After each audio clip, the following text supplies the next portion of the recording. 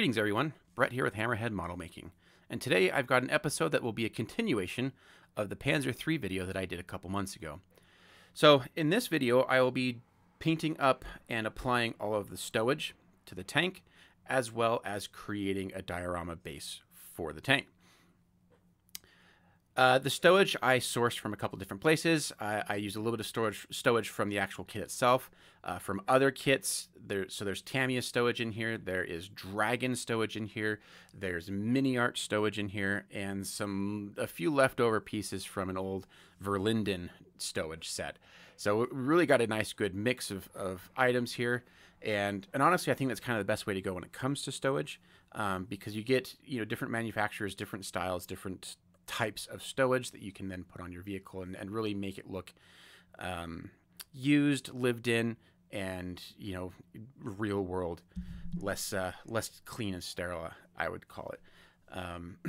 If you've seen my videos on the M24 diorama, I show in there how I make like the straps for the helmet and these pouches and stuff. It's pretty simple using heavy foil to do that.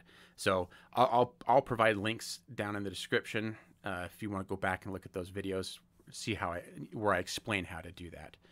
I do want to point out one fact here about the Panzerfaust. So originally, when I started this project, I chose a color scheme for the tank that was Battle of Kursk. And in my mind, I was envisioning this neat diorama representing those, you see historical pictures of the Battle of Kursk, and it's just these large sweeping fields. And I was like, oh, that'd be kind of a really cool concept to try and recreate, or these fields from the Battle of Kursk. And I also saw a picture of a Panzer IV, not from the Battle of Kursk, but just a picture of a Panzer IV that was completely loaded up with Panzerfaust and Panzerschrecks and crates of ammunition. I was like, oh, that's kind of really cool. Almost like a mule type vehicle, taking ammunition to the front line, taking supplies to the troops at the front line. I was like, oh, I'll kind of combine these two concepts and create this cool diorama. Well, after I posted pictures of the finished diorama on Instagram, got a lot of people commenting that, hey, just so you know, Panzerfausts weren't introduced until after the Battle of Kursk. So technically, this is historically inaccurate. Yeah, and you'll see what I mean once you see the finished product. But I didn't know that until after the diorama was finished. So just bear in mind, if you were ready to kind of say something down in the comments, I am aware Panzerfaust didn't arrive until after the Battle of Kursk, and that's okay. I do, for the most part, try to adhere to historical accuracy when I'm building my projects, especially a diorama like this. So obviously I didn't do my due diligence in the research, but I'm still happy with how this diorama turned out, and I'm still happy with the final result and the look and feel that I get from the diorama. So just bear that in mind. Not completely historically accurate, but I'm still happy with it. So back to the stowage. So basically my whole idea here with the stowage was lay on a base coat with the airbrush, hit it with 2 layers of dry brushing in successively lighter shades of the base color, and then I would hit it with a gloss coat, a wash, and then call it good. I really wasn't necessarily trying to do anything groundbreaking with the stowage, just more of like show that it was there. And I think that the process of base coat, 2 layers of dry brush, wash, done, I really think that's pretty good and sufficient for your average model. If I was going more for like a competition piece, really wanted to spend a lot of time on this, I would take more time painting each individual piece of stowage. But for me, this works.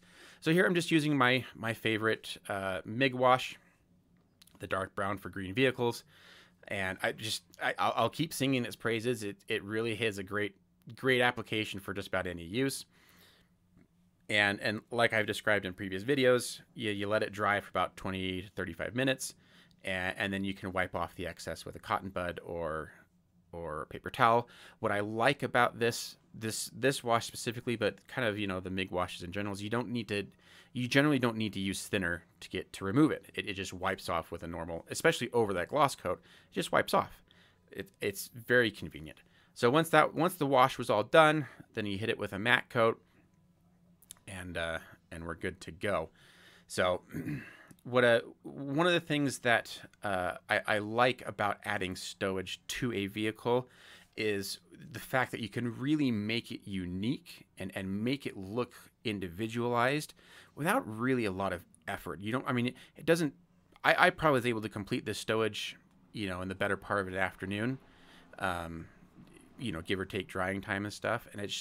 But the fact that it makes it look so much more different than, the next Panzer III, that I really like. That's probably one of my favorite aspects about armor modeling, is adding stowage, is adding this individuality to a vehicle, making it look like, there were real soldiers, real people operating these vehicles, and I tried to imagine, what each piece of stowage meant to the crew.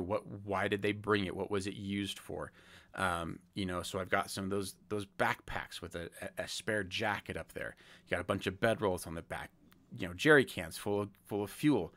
Why do they have a tarp? Well, maybe they lay it on the ground when they to take a nap, or they cover the top of their tank when it's raining. Who knows? I just like to picture that in my mind.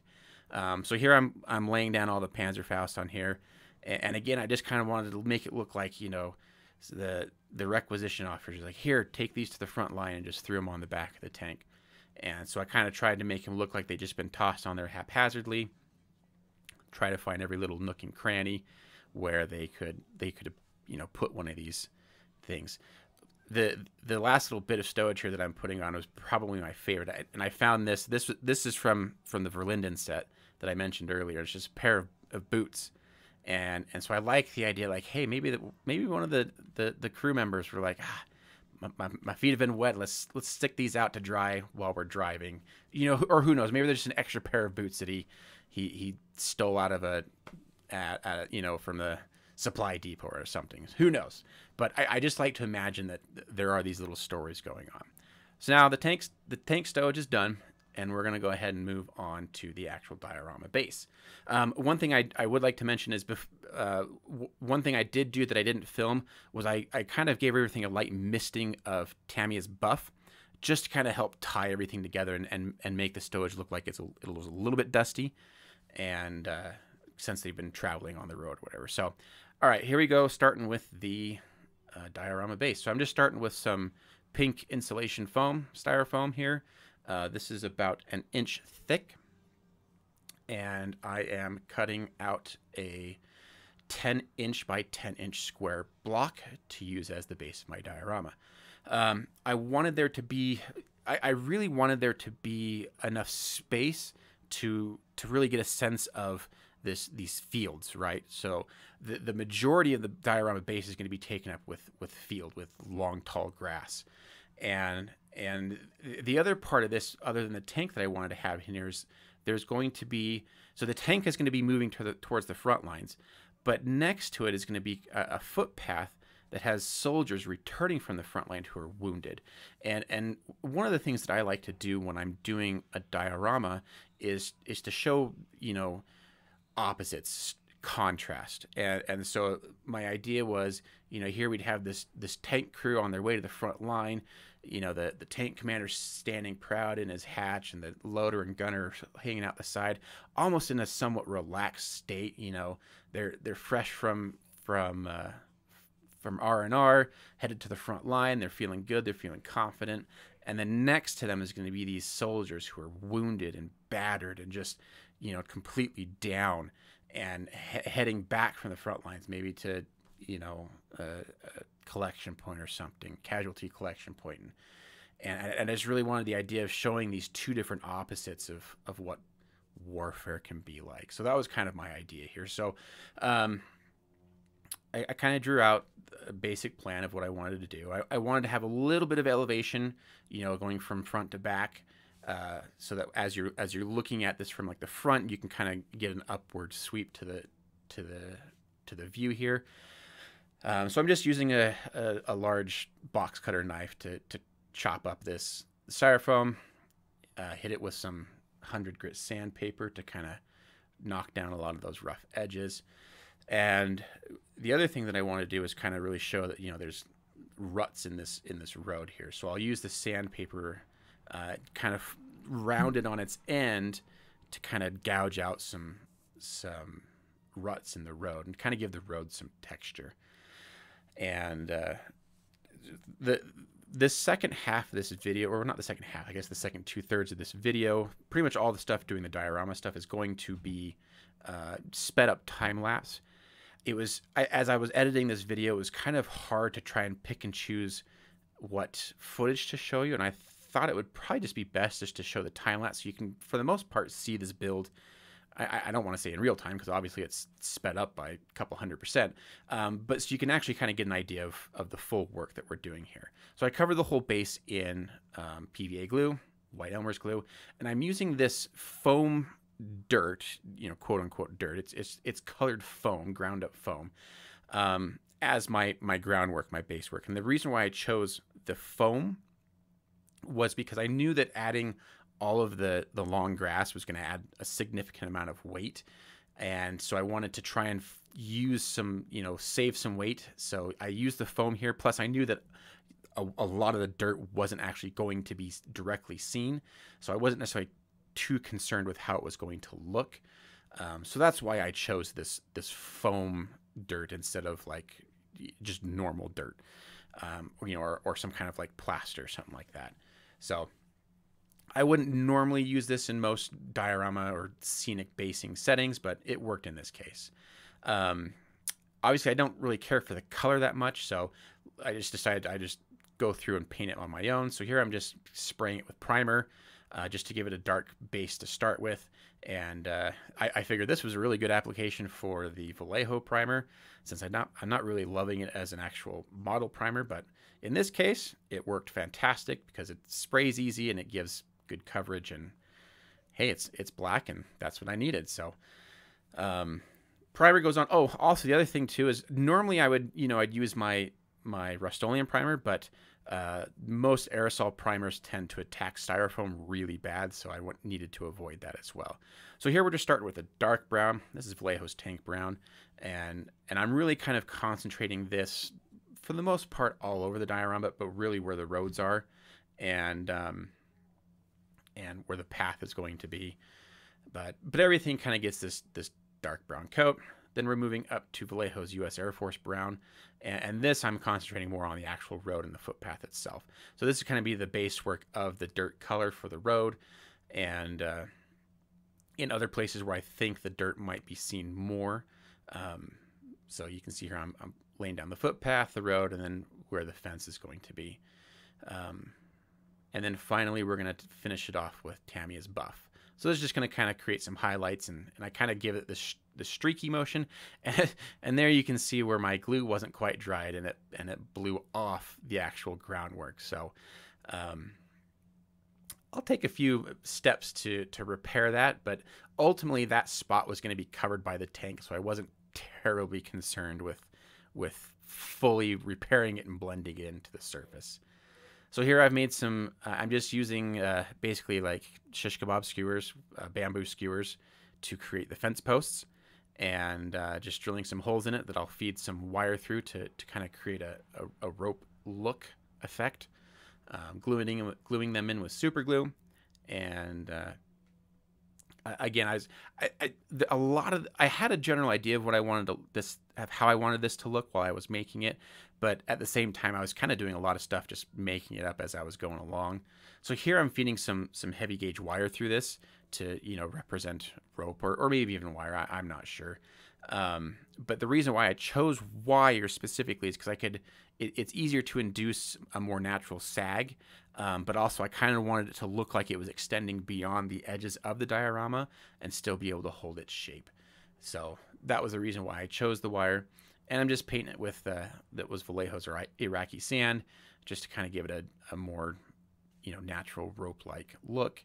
Eventually, I'll hit I'll hit the fence posts and the rope with some washes just to kind of bring out some tonal variation. But otherwise, I was pretty happy with how the fence turned out.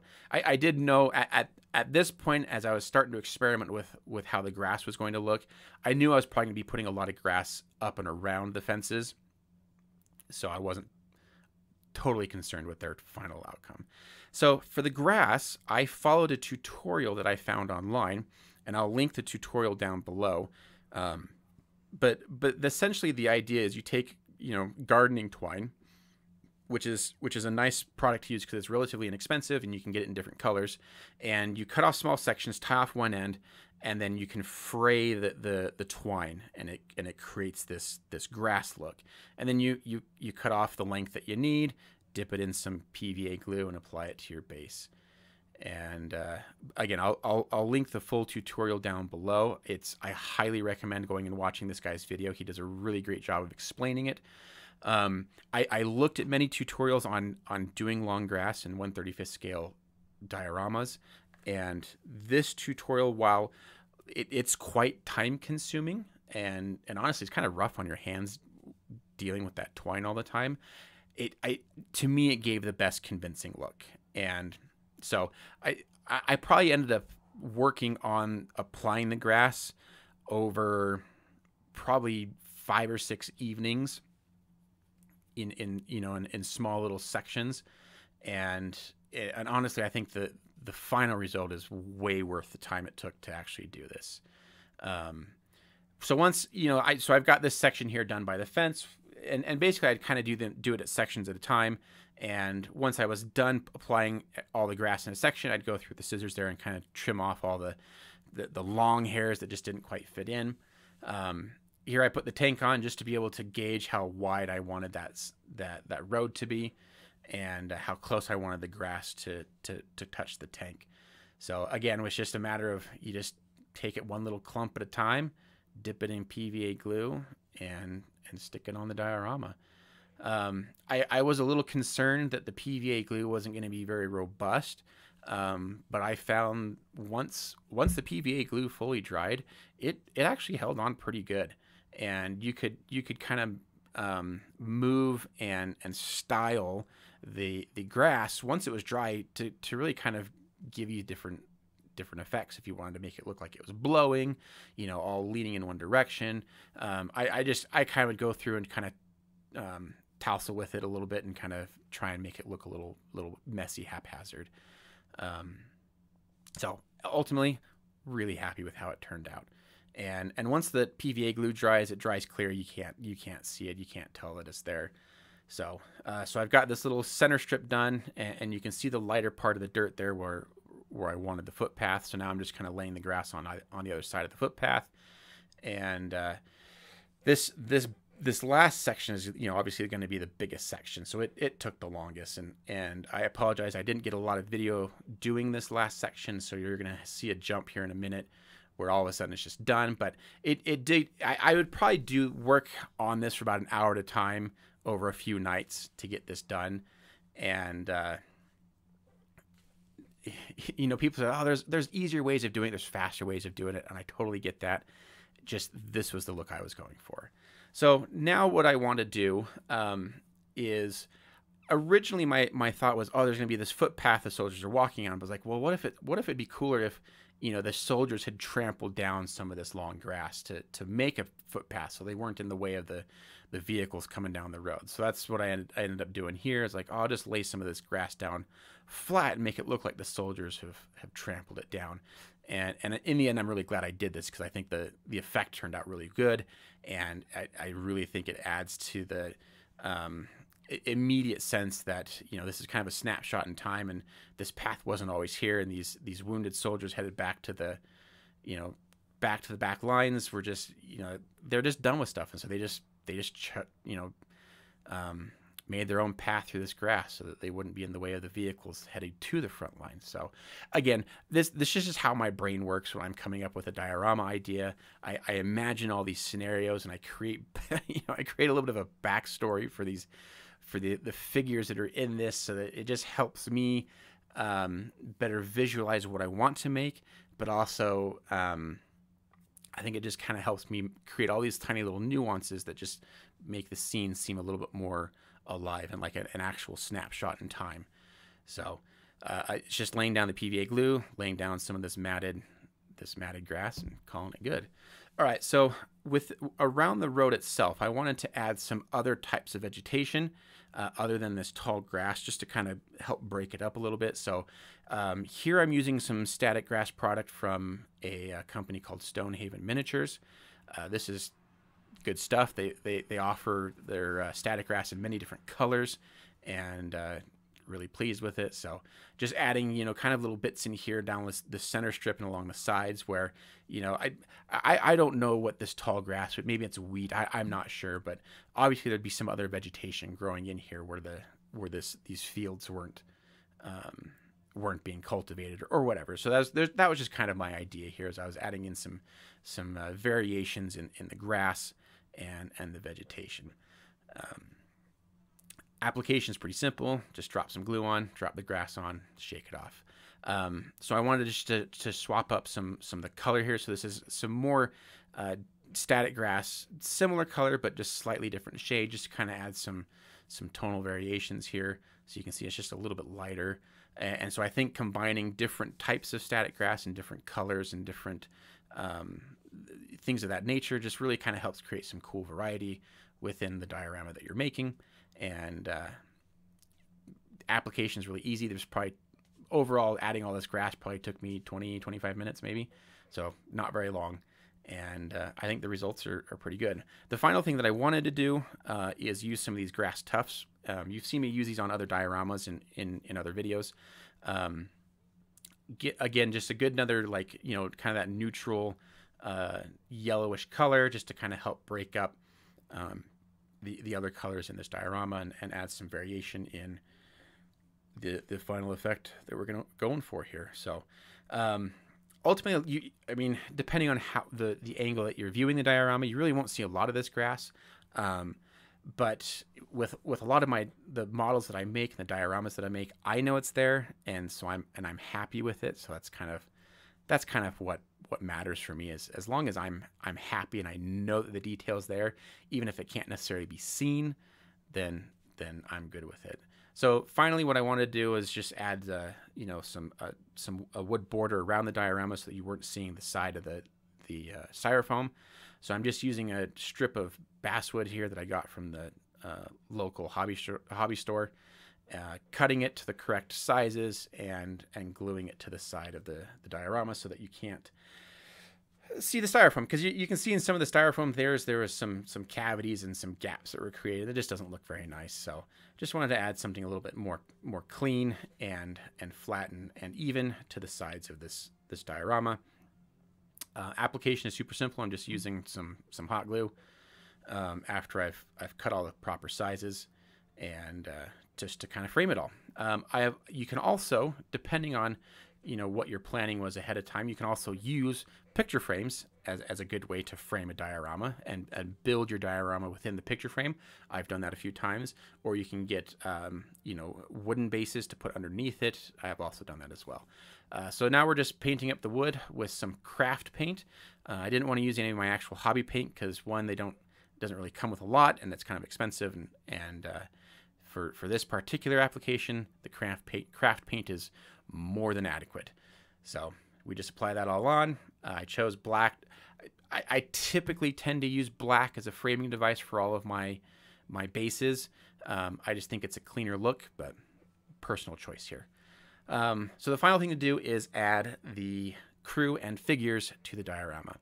I originally had intended to do a full video on painting up the crew and figures. However, I was really struggling with getting good, useful footage of the painting process. Something that would be of benefit to you as a viewer. And I just really wasn't happy with what I was getting. And then I kind of got to a point where I kind of lost some steam while I was painting these figures, and ended up kind of setting them aside for a while. So ultimately, I apologize I don't have a video for this, but if you go back and watch my M24 videos, the painting process for those figures is relatively the same here. And so now we've got the tank and the crew on the diorama, it's time to place the soldiers. So again, we've got a couple of wounded soldiers here, and the wounded soldiers here are from a dragon set.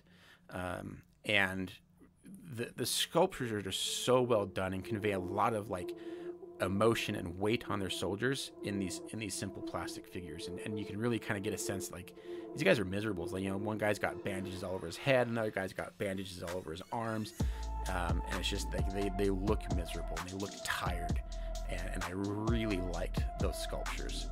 So here we go. This is the final diorama. Really pleased with how it turned out.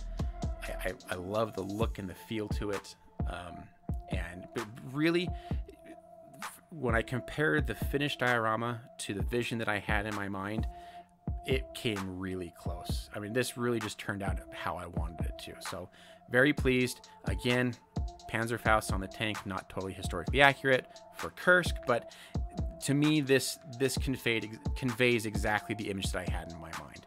So I hope you guys enjoyed this video. Please leave me a comment down below. Let me know what you think. I really like engaging with you guys in the comments, so I'd love to hear your feedback. Let me know what you think, and if you're not subscribed, I'd appreciate a subscription, and like this video so that more people can see it. And I will leave you to some music, and we'll see you on the next video.